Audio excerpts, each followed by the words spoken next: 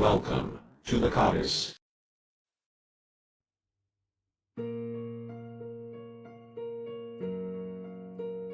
Hello, welcome to the Catus. In response to the call of the activity, Blackmythwukong Mythology Contest. Initiated by the game, Blackmythwukong's production team, Game Science, today we will explore a magical and famous character. Sun-Wukong, a monkey who jumps out of a stone, is intelligent and brave, have great magic power that can go to heaven and hell, and can change into at least 72 forms. He is not only the main character in one of the 4 Chinese classics, Journey to the West, but also a superhero in our traditional Chinese culture. Reminder before viewing. To avoid content disputes, the following content will be based on the original novel of Journey to the West. Basic information. Sun-Wukong, male, age unknown, but according to the event time in the original novel, Sun-Wukong's age is at least 856 years old or older.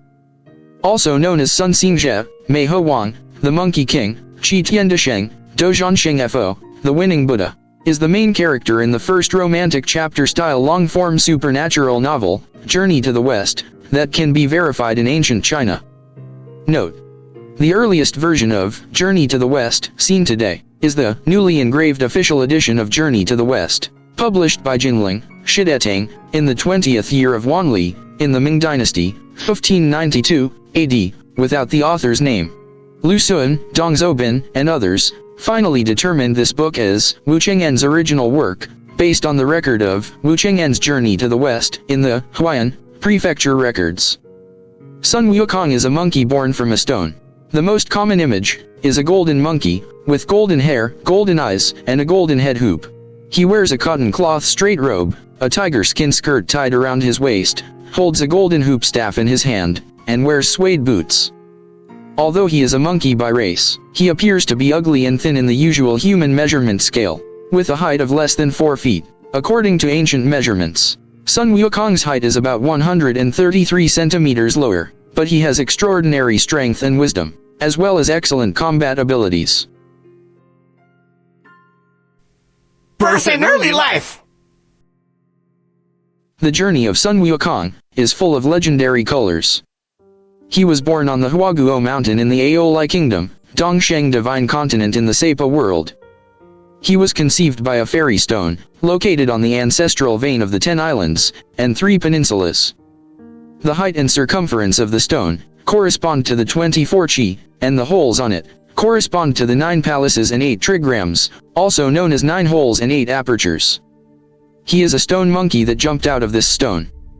In a game-like competition verbally set up by a group of monkeys to select the Monkey King, the stone monkey bravely jumped into the dangerous waterfall, and fortunately discovered a blessed place called Shui Liandong.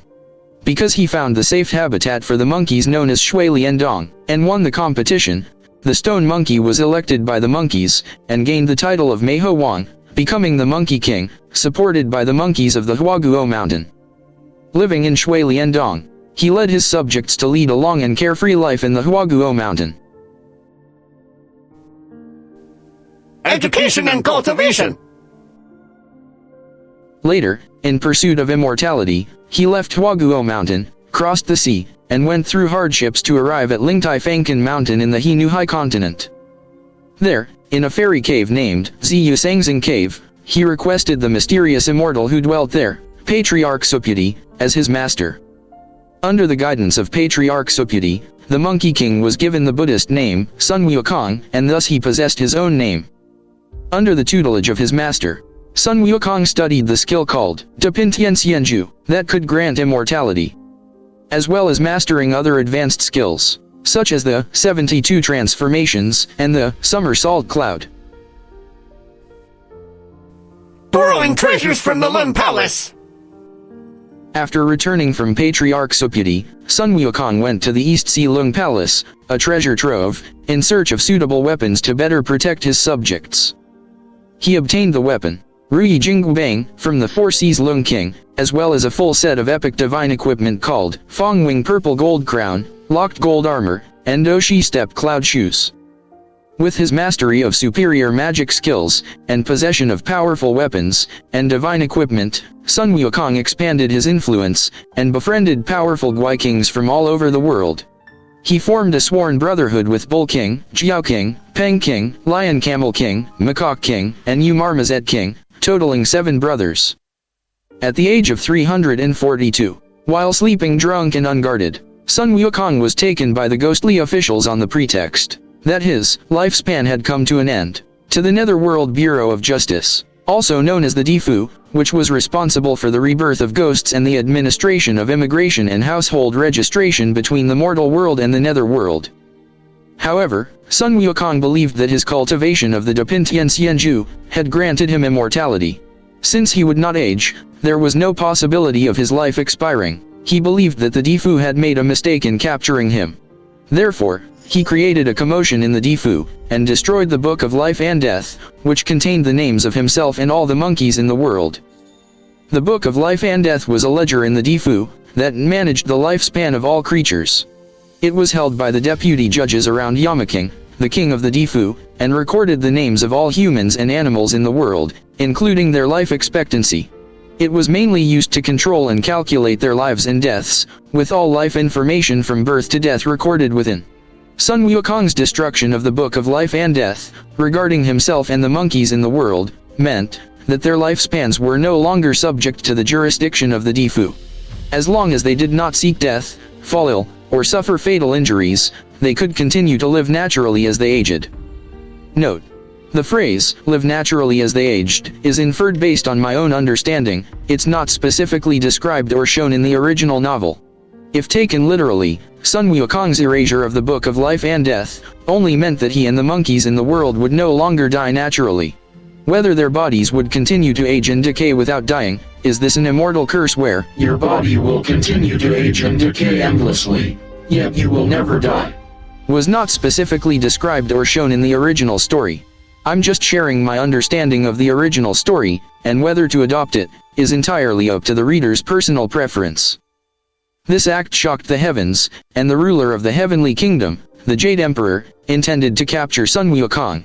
However, his amanuensis, the Tai Bai Jinxing, suggested recruiting Sun-Wukong. Eventually, the Jade Emperor agreed to Tai Bai Jinxing's suggestion, and appointed Sun-Wukong as an official in heaven, granting him the title of Bima Wen.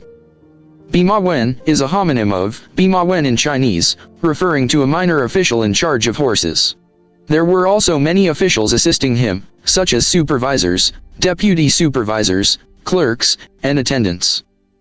B means assistants, and is a homonym of avoid.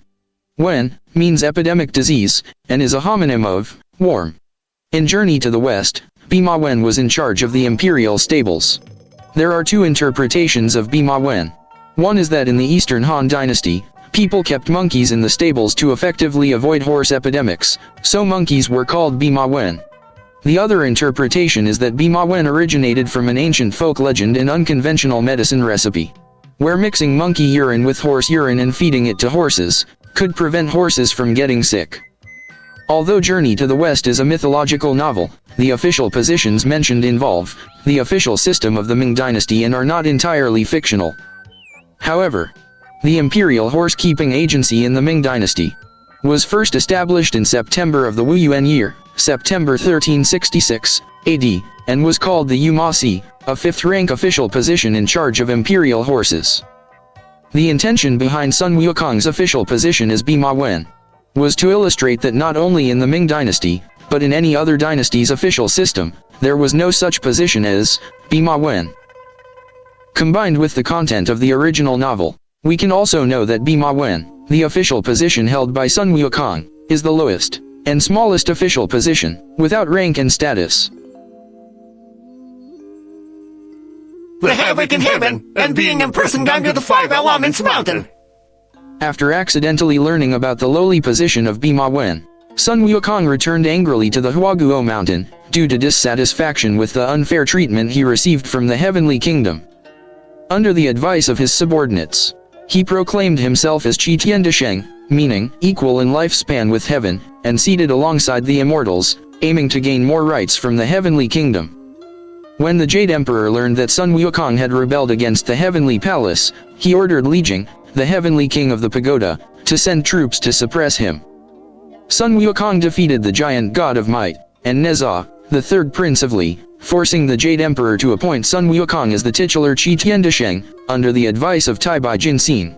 He also built a mansion for Sun-Wukong in the Heavenly Palace, and ordered him to oversee the Peach Garden of Immortality. The Peach of Immortality, also known as the Fairy Peach, or Immortality Peach, is a miraculous peach with miraculous effects in ancient Chinese mythology and literature. It grows in the Peach Garden of Immortality in the Heavenly Kingdom, managed by special gardeners and picked by fairies. Considered a treasure of the immortals, eating peaches can increase lifespan and mental strength. Every year, the Queen Mother of the West, another ruler of the Heavenly Kingdom, hosts a birthday banquet called the Peach of Immortality Banquet, where the peach serves as the main dish. One has to say, sending a monkey to manage a peach orchard was the Heavenly Kingdom's HR director's drug addiction is kicking. Indeed, Sun-Wukong's primal nature as a monkey flared up. Not only did he steal and ate peaches secretly, during his time overseeing the Peach Garden of Immortality, but he also misunderstood the chat with the fairies sent to pick the fruits. Believing that his name was not on the guest list of the previous year's Peach of Immortality banquet, he rashly concluded that he was not invited this year's as well. He further inferred that the Queen Mother of the West intentionally excluded him from the banquet, feeling that he, as Qi Tiandisheng, had once again been treated unfairly. Without taking the time to verify whether his name was on the guest list or reflect on the flaws in his reasoning, Sun-Wukong, influenced by misinformation and driven by his simple-mindedness, emotional sensitivity, and erroneous thoughts, took extreme action. Using his shape-shifting abilities, he assumed the identity of a guest and sneaked into the Peach of Immortality banquet before anyone else arrived. He stole peaches, devoured fairy delicacies, and drank divine wine.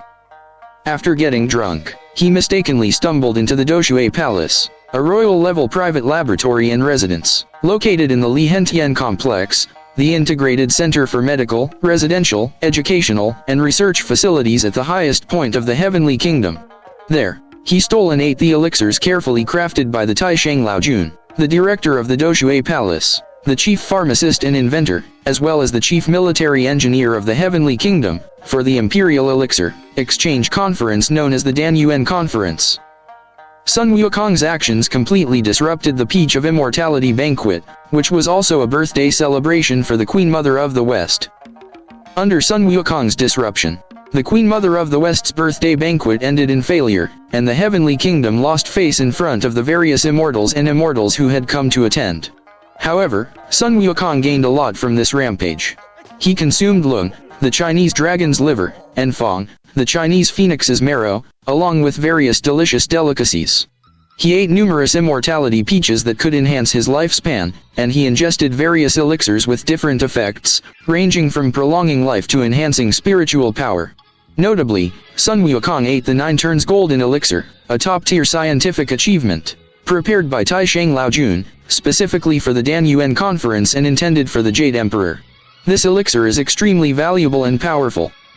Realizing that he had caused trouble, Sun-Wukong descended to the mortal world and returned to Huaguo Mountain after waking up from his drunken stupor. The Jade Emperor was enraged, and ordered Li Jing to lead 100,000 heavenly soldiers and generals with 18 heavenly nets to capture Sun-Wukong. Sun-Wukong defeated the 9 luminaries, the 5 heavenly kings, and Neza, using his external body technique to overcome the 100,000 heavenly soldiers. Because of this battle, Sun-Wukong became famous throughout the world. However, the Heavenly Kingdom eventually mobilized its highest combat power that could be immediately deployed, the Erlang Shen. While fighting Sun-Wukong to a stalemate, the 6 brothers of Mei Shan who assisted Erlang Shen, set fire to the rear of Huaguo Mountain, distracting Sun-Wukong, due to his concern for the safety of his subjects. To quickly resolve the battle, after a thrilling and interesting transformation contest with Erlang Shen, Sun-Wukong was ambushed and struck in the head by the all-purpose artifact named Jin Gangzhou, thrown by Taisheng Laojun. Additionally, his leg was bitten by the hunting dog Xiao Tianchuan raised by Erlang Shen. Eventually, he was captured by the combined efforts of the crowd. After careful consideration, the temporary court of the Lingxiao Palace has ruled in accordance with the law as follows. The defendant SMK is guilty of defamation, theft, abuse of power, dereliction of duty, intentional homicide, impersonating the heavenly official for fraud, and subverting the heavenly regime. Given the compelling evidence, extreme subjective malice, heinous severe criminal circumstances, grave consequences, and being the recidivist, he is sentenced to death for all these crimes, with concurrent punishment for multiple offenses. The sentence shall be carried out immediately, and he shall be taken to the Gui execution grounds for beheading. However, due to previously stealing and consuming the elixir of Tai Shang Lao Jun, Sun-Wukong's body transformed into the diamond indestructible body. Therefore, various punishments including slashing with knives and axes, thunderbolts, fire, poison, and corrosive were ineffective. Finally, he was taken by Tai Shang Lao Jun to the Doshui Palace for refining for 49 days, in order to extract the elixir from Sun-Wukong's body, and deprive him of his diamond indestructible. However, the opposite effect occurred. Sun-Wukong hid in the exhaust vent, Sun, position of the refining furnace to avoid the flames. The elixir was not extracted, but instead allowed Sun-Wukong to cultivate a pair of fiery eyes of golden insight that could see through the disguises of Guis, immortals disguised as mortals, and other phenomena difficult for others to see, enabling him to discern the disguises of all Guis and monsters. Therefore, when Tai Shang Lao Jun regularly opened the furnace to retrieve the elixir, Sun-Wukong kicked over the furnace to escape, accidentally knocking Tai Shang Lao Jun over in the process. Afterward, Sun-Wukong created havoc in heaven. But even the siege of 100,000 heavenly soldiers and generals, the 4 heavenly kings, and the 28 immortals of the constellations could not defeat him.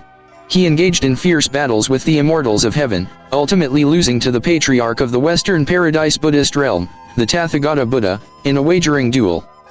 Sun-Wukong was pressed under the 5 elements mountain, created by the Buddha's 5 fingers to repent and reform, sealed for 500 years. Experiences on the journey to obtain Buddhist scriptures. 500 years later, the Tang Sanzang traveled west to obtain Buddhist scriptures, and passed by the 5 elements mountain rescuing Sun-Wukong. Under the guidance of Guanyin Bodhisattva, Sun-Wukong was given the Dharma name of Xingzhe, and thenceforth took on the mission of protecting the Tang Santang's safety, embarking on the journey to obtain Buddhist scriptures from the western heavens. During the journey, with his formidable strength and wisdom, Sun-Wukong helped the Tang Sanzang resolve many crises, and defeated countless Guis and monsters. Enlightenment and destination.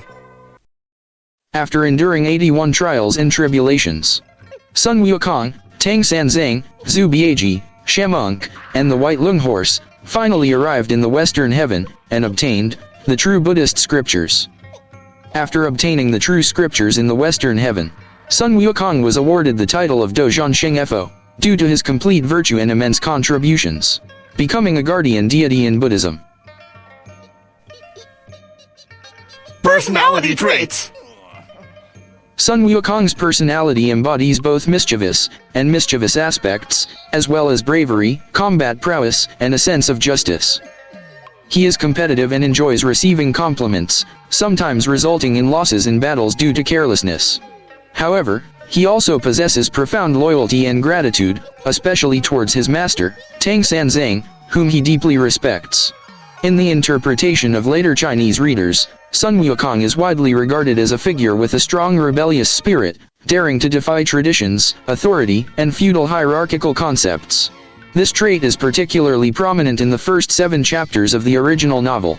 Sun-Wukong stirred up the Lung Palace, in order to acquire weapons and arm himself. He also stirred up the Difu, in order to escape the fetters of the Yamaking and attain immortality, forcing the Yamaking to bring out the Book of Life and Death, and cloaked all the monkeys' names with red. This fully demonstrates Sun-Wukong's desire for freedom and rebellious spirit, that dares to defy tyranny. This spirit was most strongly and prominently displayed in his rebellion against heaven. He did not recognize the Emperor's supremacy and disregarded the dignity and order of the divine realm. While the other immortals bowed and worshipped before the Jade Emperor, Sun-Wukong stood proudly aside, neither bowing nor showing gratitude. When the Jade Emperor inquired, he merely nodded and replied, Hey, yo, Sun's here, what's up? In Sun-Wukong's eyes, the Jade Emperor and the strict court etiquette had no binding effect on him.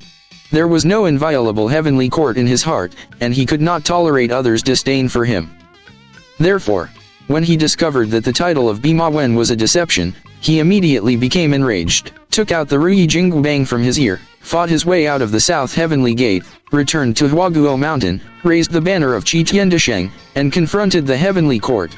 Sun-Wukong's rebellious actions were in essence a negation of heavenly power, a challenge to the divine rule, and a contempt for the hierarchical system of superiority and inferiority. Secondly, Sun-Wukong is a character who is optimistic, brave, fearless, unafraid of difficulties, and daring to fight. This is most fully demonstrated in the battles against guais and monsters on the journey to retrieve the Buddhist scriptures. On the journey, no matter how many difficulties and obstacles he encounters, and no matter how many guais and monsters he meets, Sun-Wukong never fears or flinches, always maintaining a positive and optimistic attitude, facing everything with a high spirit, never giving up even when he fails, and always moving forward courageously.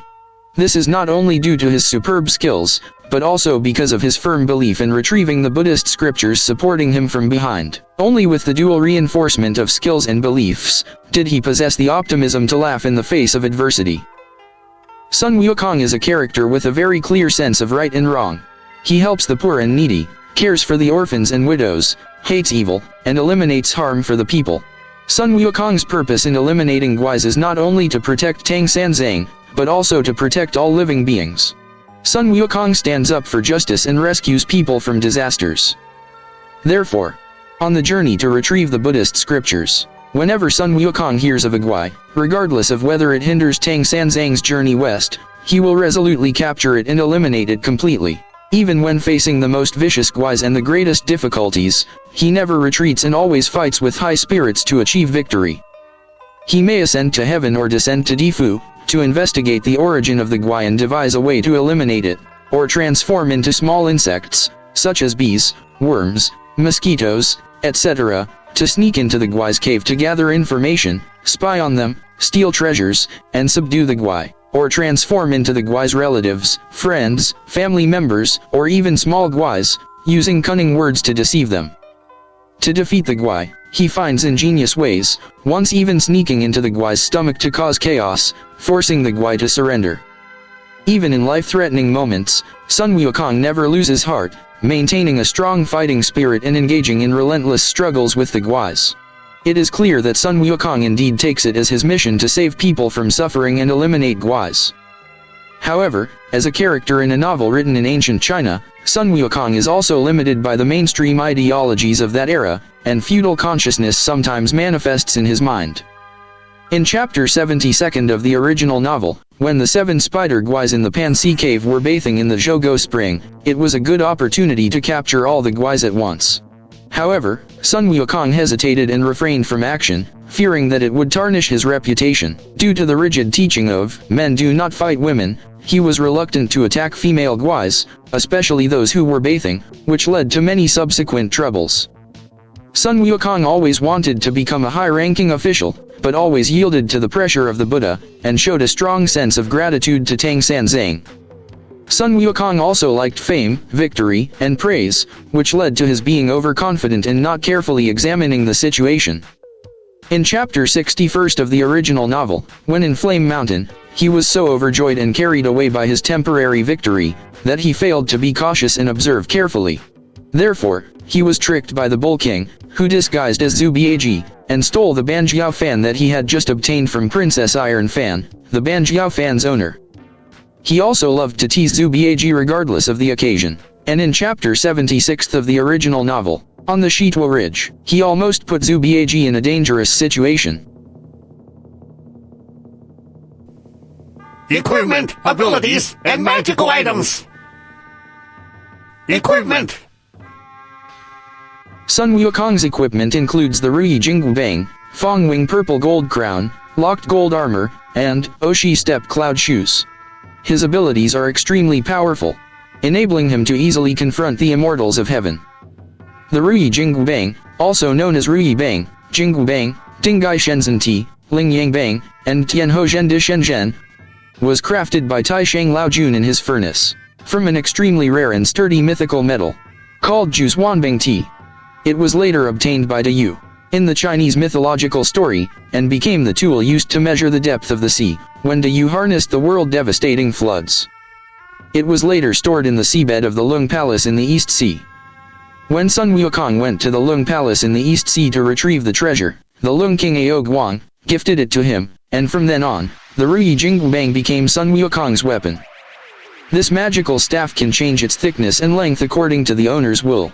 It was originally as thick as a bucket and over 2 zhangs long in the East Sea, which is approximately 60 to 80 centimeters in diameter and about 5.7 meters tall based on Ming Dynasty measurements. Later, Sun-Wukong adjusted it to the most suitable size for him, becoming 1.2 zhang long and bowl mouth thick, which is about 10 to 15 centimeters in diameter and about 3.4 meters long based on Ming Dynasty measurements. Sun-Wukong usually transforms the Jingbang into the size of an embroidery needle and hides it in his ear.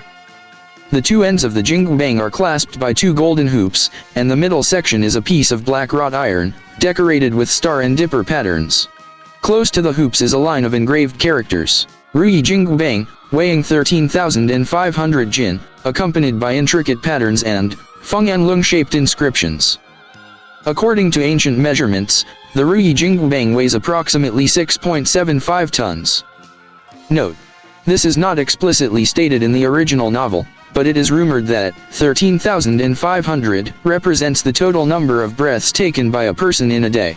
Among the various depictions of the Jingbang, the most common is a stick with yellow ends and a red middle section. The Fongwing purple gold crown is Sun-Wukong's headgear, gifted by the Lung King Aochin of the South Sea. The locked gold armor is Sun-Wukong's armor, gifted by the Lung King Aorun of the West Sea. The Oshi step cloud shoes are Sun-Wukong's shoes, gifted by the Lung King Aoshun of the North Sea. The Ruyi Jingbang, Fongwing purple gold crown, locked gold armor, and Oshi step cloud shoes constitute Sun-Wukong's complete set of equipment. Although the specific abilities of this set of equipment besides the Jingbang are not described in detail in the original novel, and may seem to serve only as a decorative purpose at first glance. But on the one hand, Sun-Wukong would only wear this set of equipment in serious battles against formidable enemies, such as the Havoc in Heaven, the confrontation of magic in Kingdom of Tarikart, and the True and False Monkey Kings, representing his determination to fight seriously and go all out. On the other hand, the 3 components of this set of equipment were not stored in the Lin King's treasure troves, but were split into 3 parts, and carried personally by each of the 3 Lung Kings.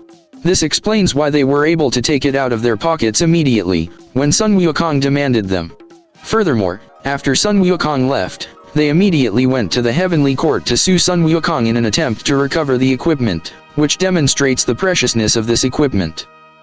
Based on the above, from my personal perspective, I have reason to believe that this set of equipment is a powerful combination of both aesthetics and practicality. However, on Sun-Wukong's body, its performance is overshadowed by his diamond-like indestructible body, various mystical abilities, and powerful magical items, making it difficult to stand out in the eyes of readers. Abilities! It should be noted that there are various interpretations among later Chinese readers regarding the specific classification of the mystical abilities possessed by Sun-Wukong. In my personal opinion, I believe that Sun-Wukong's cultivation techniques mainly include Dapin Tian Xianju, 72 transformations, somersault cloud, external body technique, fiery eyes of golden insight, samadhi true fire, and diamond indestructibility. The other mystical abilities, including Fa Tian Xiangdi, weapons rain, Santio Yulubi, releasing the essence, immobilizing technique, invisibility technique, fire avoidance technique, water avoidance technique, Yishansu Odi, Dan Shangan Yu, Fanzhong Jiaohai, calling rain and wind grasping technique, unlocking technique, protection technique, Xianxi Zhenmai, Tu Pen Yun, Ti Tian Nangjin, and Huan Do Yishan, are all derived from the 72 transformations. Therefore, in the following content, I will introduce them based on this classification viewpoint. Dapin Tian Xianju, also known as Xianmi Yuan Tong Zhen Miaoju, is the fundamental cultivation method of Sun-Wukong.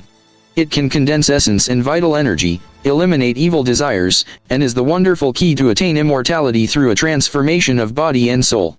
After 3 years of diligent cultivation under the guidance of Patriarch Supyati, Sun-Wukong mastered profound mystic arts and attained the true meaning of cultivation, which greatly enhanced his body and soul. His endurance and strength reached an incalculable and terrifying level, ultimately transforming him into a being comparable to the celestial powerful immortals in heaven. When cultivated to its pinnacle, Dapin Tianxianju can elevate Sun-Wukong's moral character, deepen his spiritual cultivation, enable him to share the same lifespan as universe itself, render him impervious to the harm of extreme environments, and keep his body from illness. After cultivating this technique, Sun-Wukong transcended the cycle of life and death, achieving immortality and invulnerability to any disasters. However, this cultivation method is extremely unique, as it draws essence from the reality and encroaches on the secrets of the reincarnation. Consequently, after Sun-Wukong attained success in his cultivation, the will of the world could not tolerate him. Although his appearance remained youthful and his lifespan extended, he was still unable to withstand the 3 deadly disasters of thunder, fire, and wind, that descend every 500 years in the universe. Therefore, he also needed to learn the 72 transformations to evade these disasters. The 72 transformations enables Sun-Wukong to transform into various things in order to avoid the 3 disasters in the universe. Although Sun-Wukong learned the art of immortality from Patriarch Supyati, he can only achieve eternal life by avoiding the 3 disasters. Note: the 72 transformations doesn't refer to transforming into 72 different things.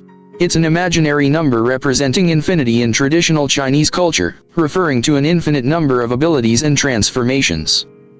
In addition, expect the shape-shifting abilities. The 72 transformations also allows Sun-Wukong to use a variety of spells, including Fa Tian Xiang Di, enlarging Sun-Wukong's body and equipment proportionally, with a height reaching the toppest 33-level heavens, and descending to the deepest 18-level hells, spanning the entire world. Weapons Rain, duplicating Sun-Wukong's Jinggu Bang into thousands, raining down like a storm to bombard enemies.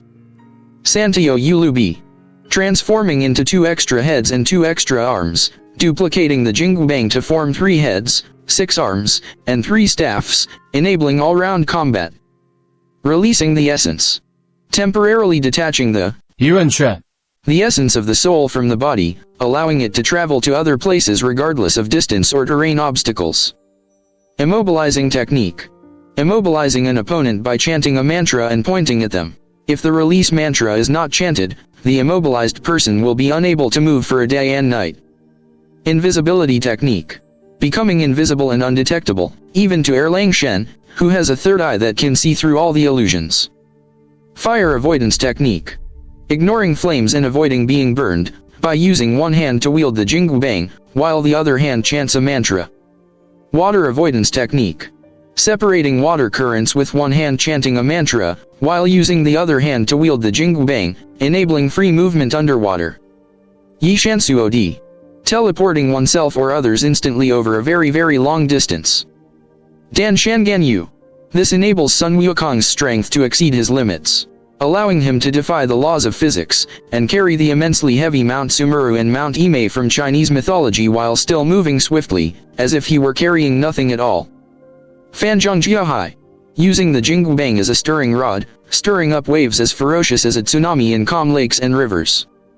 Calling Rain and Wind, using a glass of wine as a sacrifice to summon rain and wind, forcibly altering the current weather conditions. Wind Grasping Technique, grasping the tail of the wind and smelling it to discern good and evil, locking onto the traces of guais. Unlocking Technique, pointing with a finger and blowing to unlock locks. Protection Technique, draw a circle with Jinggu Bang on the ground to create an invisible protective shield that's stronger than anything else, protecting the people inside from the harm of beasts, guais, and ghosts. Xianxi Zhenmai, diagnosing and treating illnesses by placing a silk thread on both parties' arms, without needing to meet the patient directly. Tu Wu Pen Yun, spitting out dense clouds to obscure the enemy's vision and conceal one's own whereabouts. Ti Tian Nangjin, teleporting freely, ignoring obstacles like buildings, terrain, and formations, easily ascending to heaven or descending to earth. Huan Do Yishan, changing the positions of stars in the sky to manipulate divination results and affect enemies' spells. Note: Since number 72 represents infinity in traditional Chinese culture, I cannot definitively state the limits of the 72 transformations or whether the above abilities represent its fullest potential. In addition to the Depintian Xianju and 72 transformations, Sun-Wukong also possesses the following abilities. Somersault Cloud allows Sun-Wukong to leap 108,000 li, about 54,000 kilometers in the time of a single somersault, which is praised as the most powerful ability to fly over mountains and seas in the original novel. Assuming that a somersault takes 1 second, the speed of Somersault Cloud is 54,000 kilometers per second, which is about 158,683.5 Mach and 4,859.68 times the second cosmic velocity. External body technique grants Sun-Wukong's 84,000 hairs the magical ability to transform. Sun-Wukong only needs to pluck a hair from his body and blow a breath of fairy breath to transform it into his own clone, and every hair can be transformed as he wishes. There is also a derivative variation of this spell called Defen Shen Pu Hui Shen Fa, where Sun-Wukong can pluck all the hair on his arms and transform them, allowing the clones to multiply geometrically, turning 1 into 10, 10 into 100, and so on, creating an incredible number of clones in an instant. Fiery Eyes of Golden Insight allows Sun-Wukong to see through the disguises of guais, immortals, and ordinary people, as well as other scenes that are difficult for others to see, enabling him to expose the true identities of all guais and monsters. Samadhi True Fire refined the peaches, royal wine, and elixirs that Sun-Wukong had stolen and consumed, transforming his body into a diamond indestructible one. However, this fiery essence resides solely within his body, and he lacks the ability to unleash it from his mouth as an attack against foes. In the original novel, there is no mention of Sun-Wukong possessing the power to spit fire. Diamond indestructibility, also known as the body of iron arms and steel head, is the result of Sun-Wukong refining the peaches, royal wine, and elixir pills he has stolen, using the Samadhi True Fire. With this body, Sun-Wukong is invulnerable to all forms of attack, whether it be slashes from knives or axes, lightning strikes, fire burns, poison invasions, or corrosive soaks. Magical items!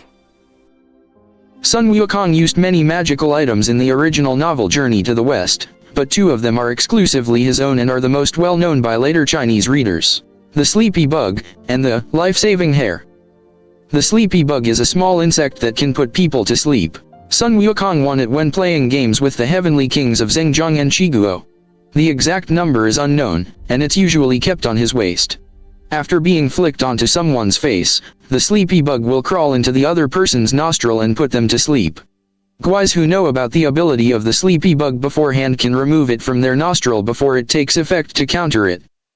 The life-saving hair consists of 3 hairs, given by the Guanyin Bodhisattva. They are hidden in Sun-Wukong's hair at the back of his head and have a different texture from the other hairs. They can transform into various magical items, to help Sun-Wukong survive desperate situations, and overcome life-threatening difficulties. Regarding the question of whether the life-saving hair is a disposable item, there is controversy among later Chinese readers, but in my personal opinion, I believe that the life-saving hair is a reusable item that can be recycled. As in the 75th chapter of the original novel, Sun-Wukong transformed the 3 life-saving hairs into a diamond drill, a bamboo piece, and a cotton rope, and assembled them into a drilling tool. After resolving the crisis, Sun-Wukong transformed the life-saving hair back and retracted it into the back of his head. The original novel did not mention that the life-saving hair lost its effectiveness or disappeared directly, so I infer that the life-saving hair is a reusable item that can be recycled. Controversy over character prototypes! Regarding the prototype of Sun-Wukong, there are various opinions among Chinese academic circles and readers. The famous Chinese writer, Lu Xun believes in his book, A Brief History of Chinese Fiction, that the prototype of Sun-Wukong is the water beast Wujiqi in Chinese mythology and legends, which is described in the Classic of Mountains and Rivers as resembling a monkey, having golden eyes and white teeth, and being able to move quickly and agilely. However, another writer Hu Shi argues in a pamphlet titled Research on Journey to the West that he claims to have written but did not indicate the publisher or publication date, that Sun-Wukong originates from the Indian monkey god, Hanuman. Additionally, some people believe that the prototype of Sun-Wukong is a real historical figure, or another image from mythology and legends. Influence and evaluation. Sun-Wukong's character experience not only shows his personal growth and transformation, but also embodies the moral education and philosophy of life contained in Journey to the West. His image has been deeply rooted in people's hearts, and has become an important symbol in Chinese culture, and even world culture. The image of Sun-Wukong enjoys great popularity in China and around the world. He is not only the central character of the work Journey to the West, but also an important part of traditional Chinese culture. His image and story are widely spread among the Chinese people, and deeply loved by them. After the above introduction, I believe you have a fairly comprehensive understanding of Sun-Wukong's information. The original novel, Journey to the West, showcases even more exciting stories about Sun-Wukong. If you have developed a deeper interest in Sun-Wukong because of this video, go ahead and read the original novel. On August 20, 2024, the action role-playing game, Blackmythwukong, produced by Game Science, based on Journey to the West, one of the 4 great classical novels of Chinese literature, will be officially released on Steam, Epic, WeGame, PlayStation 5, and Xbox Series XS platforms. Players shall set out as the Destined One, to venture into the challenges and marvels ahead, to uncover the obscured truth beneath the veil of a glorious legend from the past. Stay tuned.